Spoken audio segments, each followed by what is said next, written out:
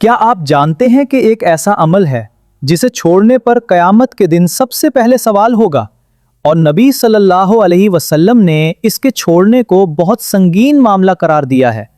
نماز اسلام کا دوسرا رکن ہے۔ اللہ تعالیٰ نے قرآن میں فرمایا، پس ان کے بعد ایسے لوگ آئے جنہوں نے نماز کو ضائع کر دیا اور خواہشات کے پیچھے چل پڑے، پس وہ عنقریب تباہی کا سامنا کریں گے۔ سورہ مریم 19:59۔ رسول اللہ صلی اللہ علیہ وسلم نے فرمایا، بندے اور کفر و شرک کے درمیان فرق نماز چھوڑنا ہے۔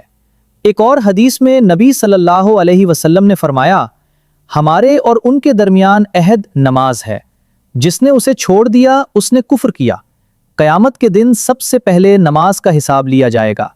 اہل علم کے درمیان اس بات میں اختلاف ہے کہ سستی کی وجہ سے نماز چھوڑنے والا اسلام سے خارج ہوتا ہے یا نہیں، لیکن تمام علماء اس بات پر متفق ہیں کہ جان بوجھ کر نماز چھوڑنا بہت بڑا اور انتہائی خطرناک گناہ ہے۔ اس لیے کسی مسلمان کو نماز ترک نہیں کرنی چاہیے۔ اگر آپ سے نماز میں کوتاہی ہوئی ہے تو آج ہی سچے دل سے توبہ کریں، کیونکہ اللہ تعالیٰ توبہ قبول کرنے والا اور نہایت مہربان ہے۔ اگر آپ چاہتے ہیں کہ ایسی مستند اسلامی ویڈیوز روزانہ ملیں تو چینل کو فالو کریں اور یہ ویڈیو دوسروں تک ضرور پہنچائیں۔